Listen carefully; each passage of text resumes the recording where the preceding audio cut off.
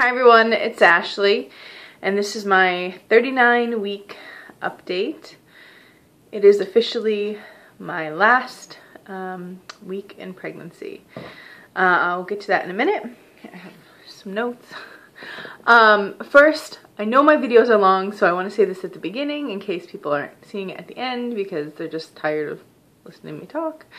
I can't ever comment on your back to you if you comment under this video, but if you follow me on Instagram, I'll definitely write you back. My Instagram name will be put in the description box. So last week on Friday, so not really a week ago, sorry, I felt really close. I went for a position check and to just see my midwife. They found that the baby's head is down. It moved from transverse, but she was saying that if I go into labor from like between last Friday and this next Friday when I have another position check and my last midwife appointment, if I did go into labor at the hospital, they would have to check me again because there's still a lot of fluid and space for it to move around. So while it was head down on last Friday, it could move back to any other position. So I don't think it has. It's been wiggling a lot, but not great big gigantic movements like you would assume, like turning completely around or even back to sideways would feel like. At that appointment, we decided on a plan. She said that the baby is measuring big.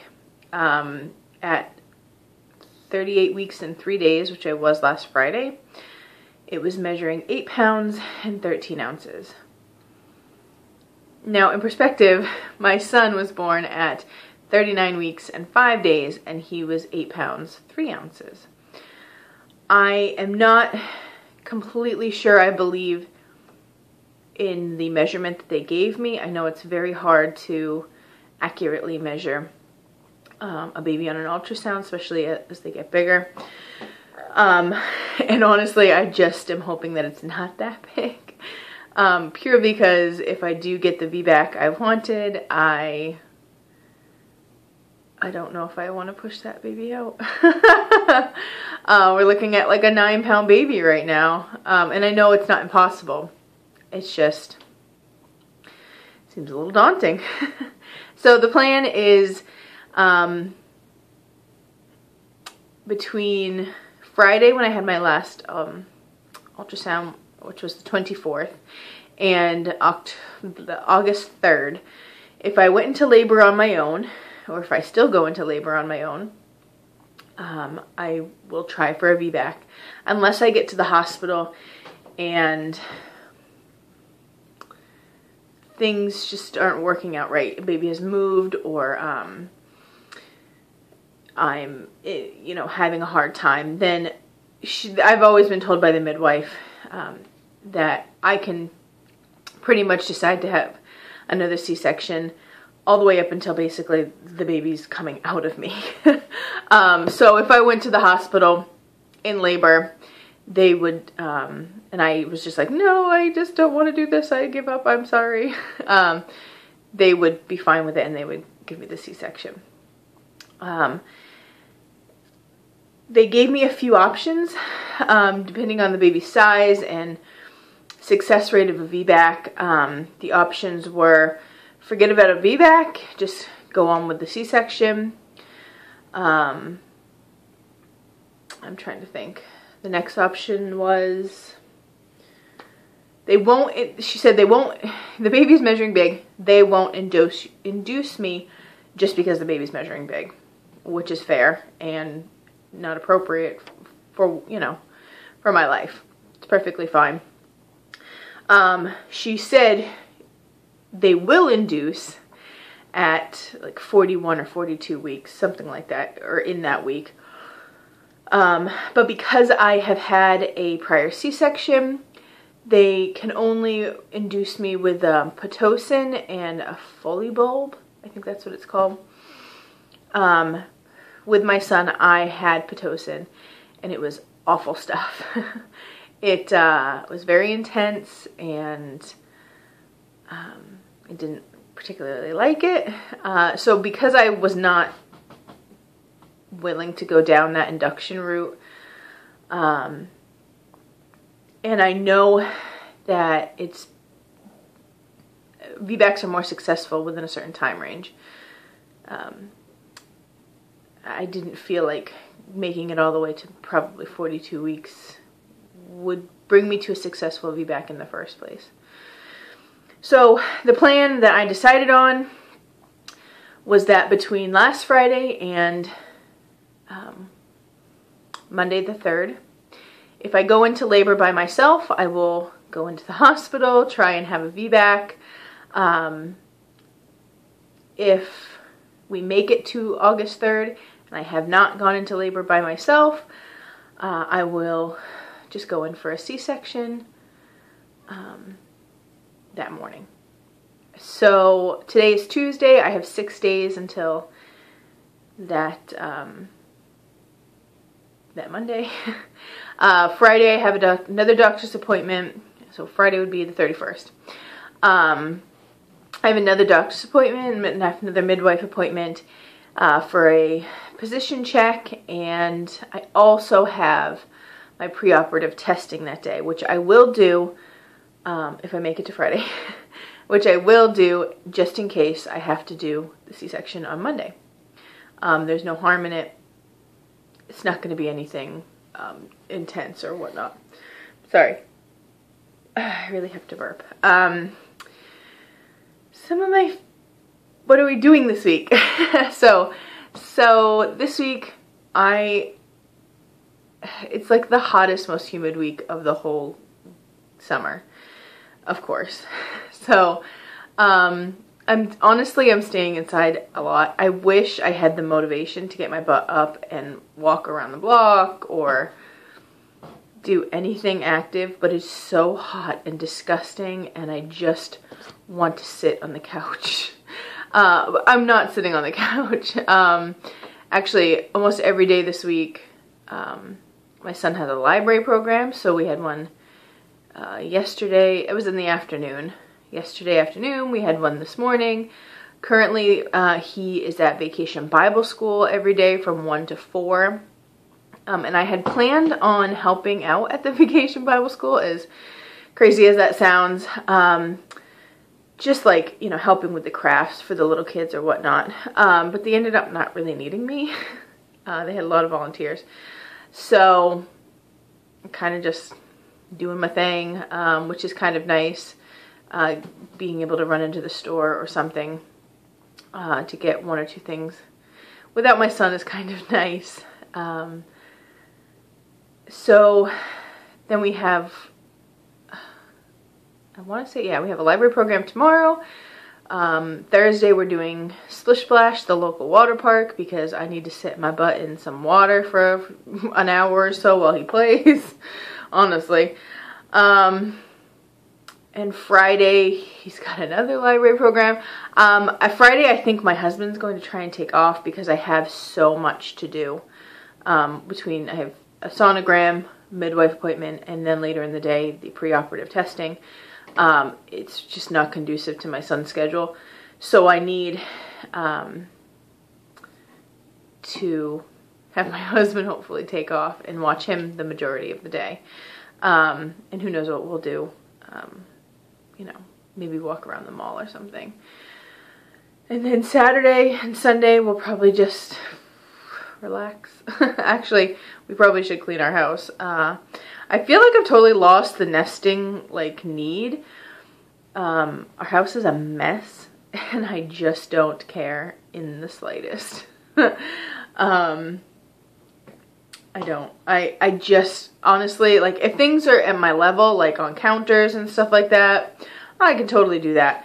But bending over and picking up stuff, I just can't do.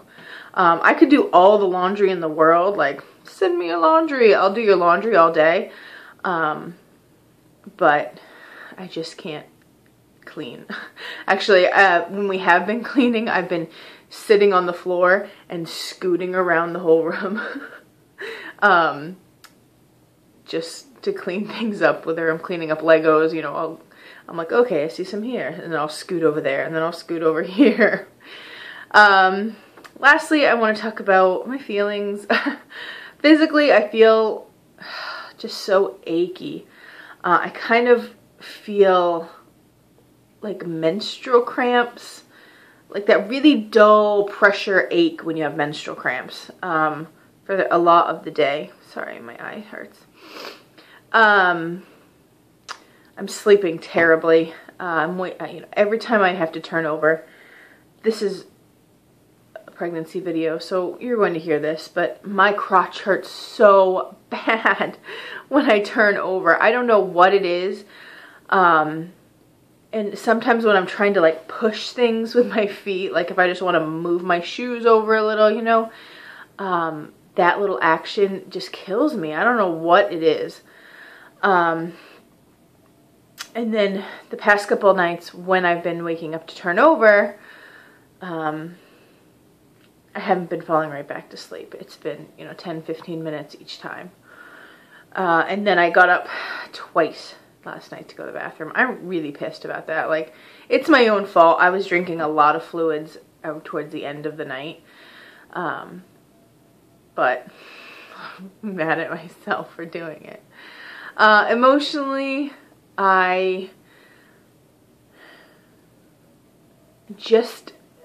was saying to my mother the other day that even though my losses were early, I don't trust my body.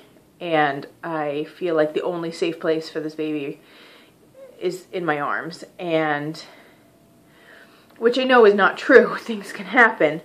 But I want the baby out so I can see it and make sure it's okay and all of that. And I feel like when I'm in the hospital, I'm going to be very emotional. I feel like as soon as I see the baby, I'm going to be very emotional. We took a hospital tour of the hospital like in April, I think it was. And I got emotional then. This hospital is the one I've had both of the losses that needed medical attention. So back then I kept thinking, in April I was thinking, I'm gonna actually go to this hospital and come out with a baby, and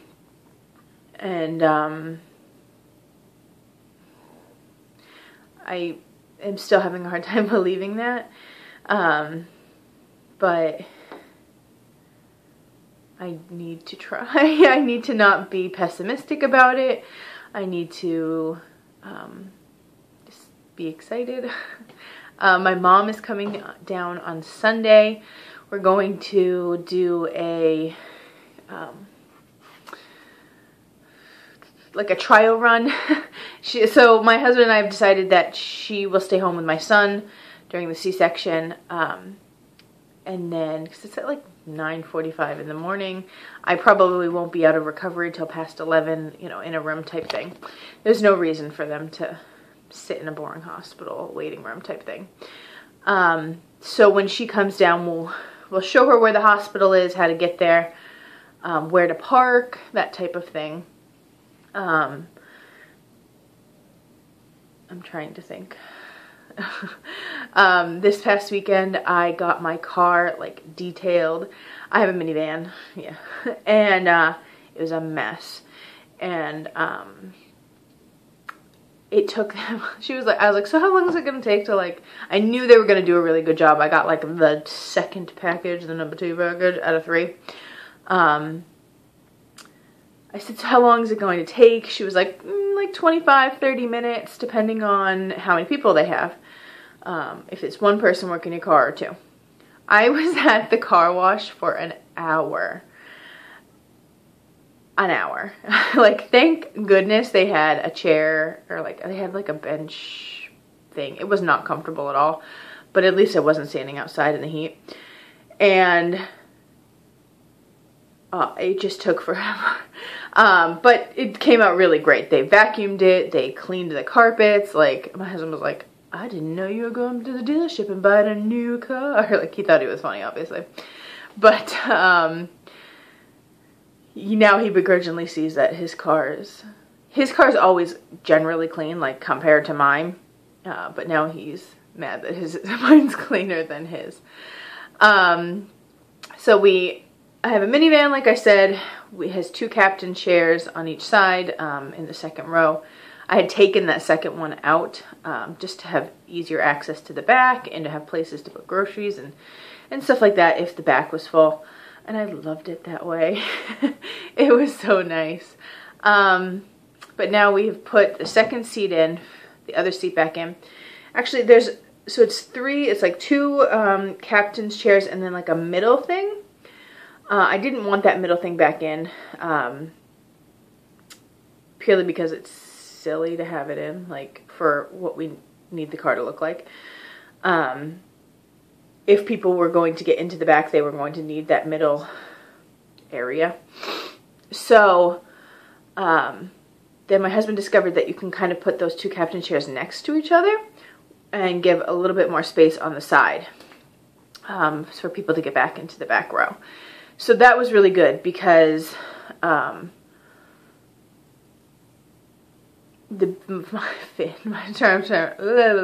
son, Finn, can be right next to the baby. The baby will basically be in the middle, which is the safest part of the car, and I'll be able to see it better in the rear view mirror, all that jazz. So we put the big seat back in, and then we put the car seat base in because we wanted to see how much space we had in the back, because you can move the chair back and forth.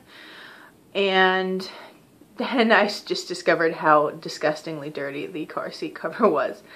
That was one of those, like, this is gross and it needs to be cleaned right this second or I'm going to have a heart attack type thing. So I stripped it, washed it, feel a lot better about it. Because we did not buy a new car seat from when my son was born. It's not expired, so we didn't see the need. I have no baby buys this week. I did forget to show you a nursing nightgown and robe that I bought, but that was in my hospital bag video. You couldn't see it very well. It's just plain black. But it is really soft, and I'm looking very much into wearing it. So like I said, it's really hot here. We need a house with central air conditioning. I have to go pick up my son very soon, so I will make an update either if I go into labor or if I have a C-section on Monday. Bye-bye.